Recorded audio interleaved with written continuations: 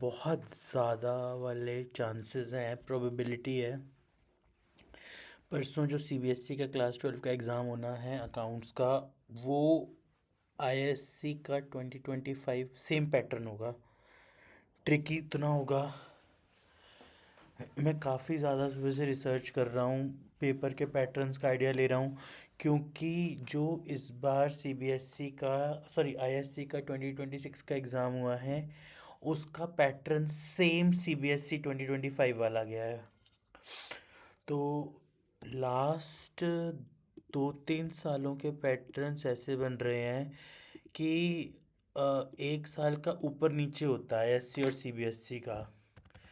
मतलब let us assume कि अगर किसी साल आईएससी का जैसा गया है, मुश्किल गया है, तो सीबीएसई का इजी जा रहा है। सीबीएसई का मुश्किल जा रहा है तो आईएससी का इजी जा रहा है। ठीक है। और इनके पेपर पैटर्न्स जो हैं वो काफ़ी ज़्यादा सिमिलर आउट चल रहे हैं। ठीक है।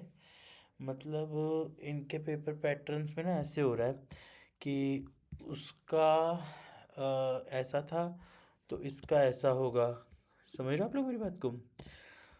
तो बहुत ज़्यादा वाली प्रोबेबिलिटी बन रही है कि आईएससी का जो 2025 का पेपर था वो सीबीएसई का 2026 का जाएगा। बहुत ज़्यादा इसके चांसेस बन रहे हैं। तो सीबीएसई एग्ज़ाम क्लास 12th वाला लेते हैं, कैसा जा सकता है 2026 का। मेरे बहुत ज़्यादा शॉर्ट प्रेडिक्शन लग रही है कि आईएससी का जैसा 2025 का था ना, तो सेम सेम सेम वैसा जाने का चांस है। जैसा आईएससी का 2025 का पेपर गया है, सेम सीबीएसई का वैसा ही जाने का चांस है पेपर का। चलो ट्राई करते हैं ये कैसा जाता है, देखते हैं। But I am very much expecting कि लेट्स सी। एक छोटी सी चीज़, जो भी अकाउंट्स पढ़ रहे हैं बच्चे परसों के पेपर के लिए, जो भी अकाउंट्स पढ़ रहे हैं, किसी को कोई भी डाउट आता है, कोई भी डाउट आता है, rather you in going partnership का डाउट है, एडमिशन ऑफ अ पार्टनर का डाउट है, आपको रिटायरमेंट में है, डिसोल्यूशन में है, किसी भी चीज़ में आपको जो डाउट आता है, ठीक है, एक बार प्लीज़ मुझे बताते चलिए। जिसको भी जो डाउट आता है आई कैन हेल्प। ठीक है। एक इसमें हेड्स और सब हेड्स वाले क्वेश्चन करके चलिएगा, बहुत इम्पोर्टेंट है।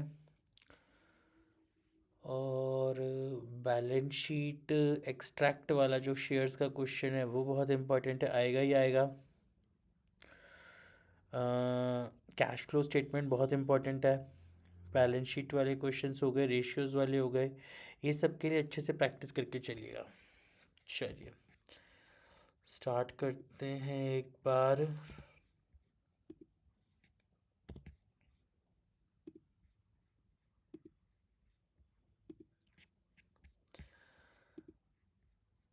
हाँ, क्वेश्चन ले रहा हूँ मैं। मेरे ये जो मैं क्वेश्चंस करा रहा हूँ ना एक बार, ये आईएससी अकाउंट्स 2025 पेपर के जो हैं, जो आई एम डैम श्योर कि सीबीएसई अकाउंट्स पेपर में इनके जाने के काफ़ी चांसेस हैं इस बार। पेपर 2026 में जाने के काफ़ी वेरी हाई चांसेस हैं। तो इन क्वेश्चंस को प्लीज़ बेटा करके चलो। मैं बार बार बोलूँगा, रिक्वेस्ट करूँगा आपसे कि प्लीज़ इनको करके चलो, बहुत बहुत बहुत इम्पोर्टेंट है। ये क्वेश्चंस खाली आपके ये नहीं है कि श्योरिटी की आएंगे ही आएंगे, ये क्वेश्चंस आपको साथ साथ रिवीजन कराएंगे। और जिस टाइम आप पेपर दे रहे होगे ना, तो जितना पेपर टेक्निकल जब आपको लगेगा, तो जिसको ना हम बोलते हैं कि टेक्निकल, ये पार्ट कहाँ से आ गया हमें समझ नहीं आया, ये वो वाले क्वेश्चंस हैं। ठीक है। तो इसको देख लो। मैं आपको एक लास्ट बात बताऊंगा कि जब आपको मैं इसलिए बोल रहा हूँ टफ़ वाला, क्योंकि आप लोगों को हमेशा से पता है कि आईएससी जो बोर्ड है वो एज़ कम्पेयर टू सीबीएसई ज़्यादा टफ़ है। और इस बार जो सीबीएसई पेपर बना रहा है बोर्ड्स के पैटर्न का, वो सारा सारा आईएससी ले रहा है। ठीक है। हाँ जी जाहिद, आपको जितना टफ पेपर का क्रिएट करना है ना, टफ का बोल रहा हूँ, टफ पेपर का क्रिएट करना है, एक बार लास्ट आईएससी के 1-2 साल के पेपर लो, उनको देखो। फिर उसके बाद अगर आपका सीबीएसई का पेपर इजी आता है, बहुत वेल एंड गुड है, ठीक है, कोई प्रॉब्लम नहीं है। पर अगर पेपर घूमा या टेक्निकल, तो ये वही क्वेश्चंस होंगे जिनसे घूमेगा या जिनसे टेक्निकल जाएगा। समझ रहे हो मेरी बात को? आई एम रिपीटिंग अगेन, अगर पेपर इजी आया, जिसके चांसेस इस बार कम है सीबीएसई के पेपर के, तो अच्छा है, ठीक है, टच वुड इजी आ गया, वेल एंड गुड है। पर अगर पेपर टेक्निकल आया, पेपर घूम गया अकाउंट्स का, मैं क्या बोल रहा हूँ ध्यान से समझो बच्चों, पेपर अकाउंट्स का घूम गया, तो वो सेम सीबीएसई के पैटर्न पे घूमेगा। इसीलिए मैं आप लोगों को वही क्वेश्चंस करा रहा हूँ पहले, जो सीबीएसई सॉरी आईएससी के वाले हैं और जो घूमने के चांसेस हैं। चलिए पढ़ाना शुरू करते हैं, अब बातें कम। Mihir and Farhan were partners in a firm sharing profits and losses equally. They dissolved their partnership firm on 31st March. On this date, the balance sheet of their firm, apart from their realizable assets and outside liabilities, showed the following. अब हमारे पास एक ये question है dissolution का, ठीक है, dissolution का question है। मुझे इसमें मैंने क्वेश्चन देखा, ठीक है, you are required to prepare on the date partners capital account बनाना है मुझे, ठीक है, पार्टनर्स कैपिटल बनाना है। 2 पार्टनर्स हैं, मिहिर और फरहान। मैं एक अपना छोटा सा फॉर्मेट बना लेता हूँ।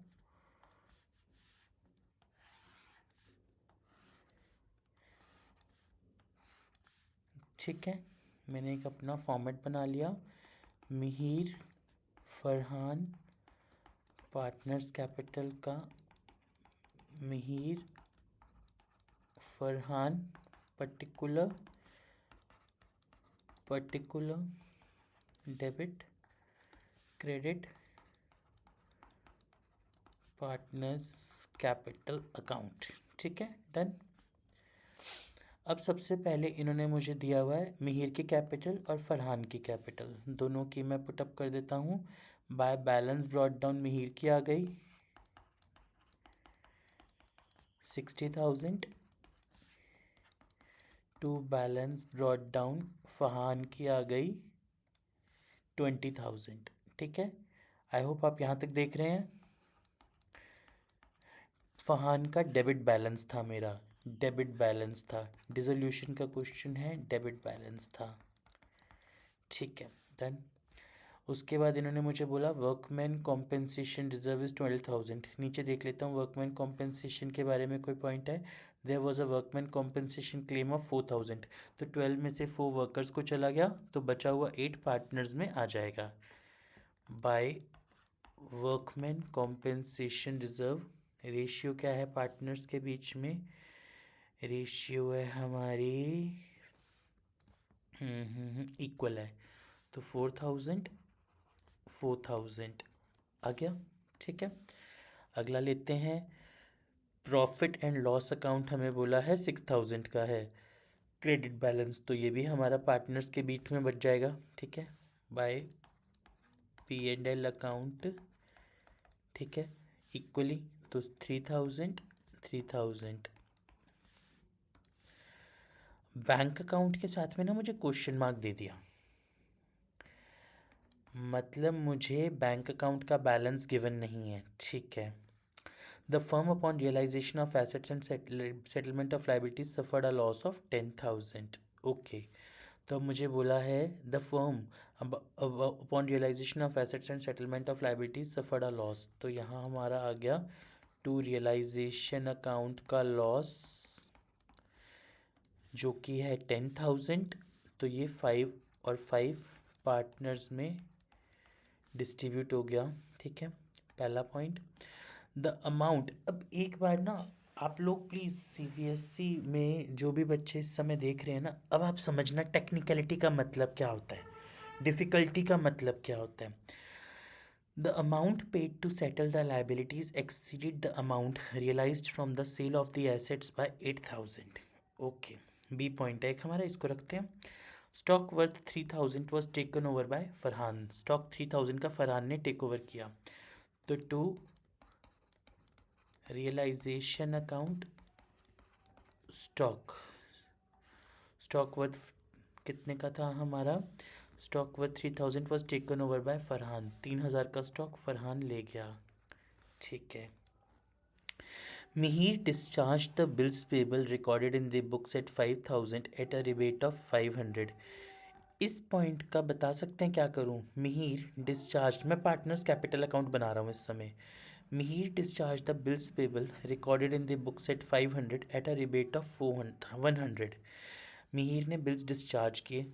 अब मेरे को मिहिर को पैसे देख कर पे करने हैं ना फर्म को, तो बाय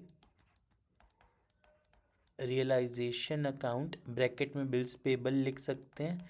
मिहिर को मैं डालूंगा 4900। आप लोग बताइएगा सही डाल रहा हूँ गलत डाल रहा हूँ। ठीक है। The books at 5000 at a rebate of 100। ठीक है। देयर वॉज अ वर्कमैन वाला पॉइंट हो गया, यहाँ तक डन मैंने कर दिया। ओके क्लियर है। आप लोग देख सकते हैं यहाँ तक हमारा okay. By balance brought down by workman compensation by P&L account, ये पॉइंट डन। टू बैलेंस हो गया। अब इसके बाद सेकंड पॉइंट लेते हैं। टू बैंक अकाउंट ब्रैकेट में लेंगे फाइनल पेमेंट। ठीक है। To bank account final payment. Okay. अब यहाँ पे 60, 64, 67 टोटल कर लेते हैं इसका 60,000, 464, 67, 71, 900 माइनस 5000, 64 नहीं 64 900, 66 900, आई एम सॉरी 66 900, 71 900, ये हुआ 20,005 और 28 और 28 में से 7 गए हमारे 21। तो यहाँ आ गया बाय बैंक अकाउंट। इसको पेमेंट नहीं लिखेंगे, ये डेफिशिएंसी आ गई। अब आप कहेंगे अभी इस क्वेश्चन में था क्या, कुछ भी नहीं था। मैं भी कह रहा हूँ कुछ नहीं था, यहाँ तक बहुत इजी था। बस एक ये 4000 वाला पॉइंट यहाँ 4900 आएगा अगर आप लोगों ने ध्यान से देखा हो। ठीक है। यहाँ तक डन हो गया हमारा। ओके एक मिनट चेक कर लेते हैं। 66 900 आ गया और 21,000 आ गया। क्लियर है मेरा? ओके जी क्लियर है। सेकंड पेज पे आते हैं। अब मैं बनाऊंगा एक बैंक अकाउंट। मुझे अब इसका आंसर निकालना है बैंक अकाउंट का। डेबिट क्रेडिट पर्टिकुलर रुपी। मैं उन बच्चों से क्वेश्चंस कर रहा हूँ जो टेक्निकल वन बोलते हैं ना, कि जो टेक्निकल क्वेश्चंस होते हैं, जो आप लोग कहते हो ना पेपर घूम गया, जो टेक्निकल क्वेश्चंस हैं। सीबीएसई में अगर जो भी टेक्निकल क्वेश्चंस होंगे, रिबेट का कुछ नहीं करना मिस्टर ब्लेस बेटा जी, रिबेट का कुछ नहीं करना, क्योंकि 5000 के बदले हमने 100 की जो रिबेट थी वो 4900 आई है वहाँ। तो हमने फर्म ने उसको 4900 ही रीपे करने हैं और कुछ नहीं करना। समझ गए मेरी बात को? अब यहाँ आ गया हमारा बैंक अकाउंट। अब मेरी हेल्प कीजिए बैंक अकाउंट की। ठीक है। मुझे बोला हुआ on this date the balance sheet of the firm apart from the realisable assets and liabilities showed the following. मुझे बैंक अकाउंट का बैलेंस निकालना है। द फर्म अपॉन, ये सब हो गया हमारा। Settlement, the amount paid to settle the liabilities exceeded the amount from the sale of the assets by 8000। हमने जो अमाउंट पे किया settle the liabilities exceeded the amount realise from the sale of the assets by 8000। मतलब जो हमारा amount है वो हमने 8000 ज़्यादा पे किया है। तो यहाँ आएगा by realisation account amount exceeded. जो मैं ज़्यादा पे कर रहा हूँ ना 8000, इस लाइन का मतलब समझिएगा प्लीज, इस लाइन का मतलब समझिएगा। The amount paid to settle the liabilities exceeded the amount realised on the sale of the assets by 8,000। अभी हमें लगता है बहुत इजी है ये पॉइंट, कुछ नहीं है। एग्जाम में नर्वसनेस के बीच में ना हम कंफ्यूज हो जाते हैं। ठीक है, पहला ये पॉइंट हो गया हमारा। ठीक है, डन। अब हमने मिहिर और फरहान वाले केस से अमाउंट्स निकाले थे ना, बस उनको क्लोजिंग देना है। हमने यहाँ पे, आपको याद होगा, ये निकाले हुए हैं ना अमाउंट्स, 66,900 और 21,000। आपको बस एक छोटी सी चीज़ बताता हूँ, कभी भी एक अकाउंट से दूसरे अकाउंट में कोई चीज़ जाएगी तो क्रॉस होती है। By Mihir capital account 66,900 to Farhan capital account 21,000, ये आएगा हमारा टू बैलेंस ब्रॉट डाउन। हर अकाउंट्स के क्वेश्चन में ना एक छोटा सा पॉइंट आता है जो टेक्निकल आ जाता है, तो टेक्निकल पॉइंट्स जो हैं वो पेपर को घुमा देते हैं, तो हमें लगता है पेपर घूम गया। क्लियर है, ये था हमारा आंसर इसका। तो इस टाइप का क्वेश्चन जो है हमारा, आपको ऐसे, मेरा बस कहने का ये ऑब्जेक्टिव था कि जैसे ऐसे ना क्वेश्चन मार्क वाले जो मिसिंग वाले क्वेश्चंस हैं, इस बार सीबीएसई एग्ज़ाम में आने की बहुत बहुत प्रोबेबिलिटी है। जो ऐसे क्वेश्चन मार्क मिसिंग वाले क्वेश्चंस हैं ना, उनके आने की बहुत बहुत प्रोबेबिलिटी है। प्लीज़ देख रहे हैं बच्चों, जो भी बच्चे देख रहे हैं मुझे प्लीज़ देखते चलिए। मैं आप लोगों को वो क्वेश्चंस करा रहा हूँ जो टेक्निकल हैं, जो ट्यूसडे को आप लोगों को पेपर में मिलेंगे। अभी देख लोगे तो धक्का नहीं लगेगा, वरना आप लोग बाद में प्रॉब्लम में आओगे और बोलोगे, सोचोगे कि ये क्वेश्चंस काश हमने पहले कर लिए होते तो बहुत ईजी रहता। ठीक है मेरी बात। अब एक क्वेश्चन है मेरे, मैं सारे वही क्वेश्चंस ला रहा हूँ जो पेपर में आने की बहुत ज़्यादा संभावना कह लो, प्रोबेबिलिटी कह लो है। ठीक है, अब एक क्वेश्चन है, ट्रेडिंग प्रॉफिट मुझे दिया हुआ है, एंट्रीज फर्स्ट चैप्टर का, फंडामेंटल्स ऑफ पार्टनरशिप का क्वेश्चन है मेरे पास। ठीक है, एक क्वेश्चन पार्टनरशिप का फर्स्ट चैप्टर का, चैप्टर 1 फंडामेंटल्स ऑफ पार्टनरशिप का, ये क्वेश्चन है। ठीक है, इसको हम करेंगे, ये लीजिए, गॉट इट। आराम से इसको देखिए पहले, एक सेकेंड, अरे क्या हो गया,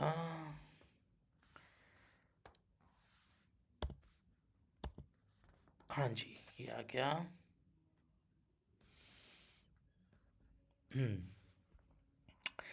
टिम एंड लीना वाला क्वेश्चन है अब ये मेरा। बच्चों देखो, मैं आपको एक छोटी सी बात बोलूं, बहुत आराम से, छोटी सी बात है मेरी, अगर आप ध्यान से सुनना। मैं आपको अकाउंट्स के ना फॉर्मेट्स में नहीं लेके जा रहा हूँ रिवीजन में, वो सब आप लोगों को आते हैं, वो सब आप कर चुके हो। मैं आप लोगों को इस पॉइंट पे सिर्फ और सिर्फ वो क्वेश्चंस दे रहा हूँ जो बहुत ज़्यादा प्रोबेबिलिटी है कि पेपर में आएंगे। मैं बार बार बोल रहा हूँ, क्या दे रहा हूँ मैं आपको वो क्वेश्चंस दे रहा हूँ जो बहुत ज़्यादा प्रोबेबिलिटी है कि पेपर में आएंगे आएंगे आएंगे। क्योंकि अगर अगर और अगर पेपर इजी आया, पेपर इजी डायरेक्ट आया तो कोई प्रॉब्लम नहीं है, पर अगर पेपर घूम गया, अकाउंट्स का पेपर घूम गया, तो क्या होगा, है ना। तो मैं वो क्वेश्चंस आपको करा रहा हूँ। सबसे पहले जस्ट आपसे 5 मिनट्स की एक ब्रेक लूँगा, 5 मिनट्स के बाद फिर से आके मैं यही क्वेश्चंस आपको कराना शुरू करूँगा, तो प्लीज़ बन जाओ मेरे साथ में, सिर्फ 5 मिनट्स।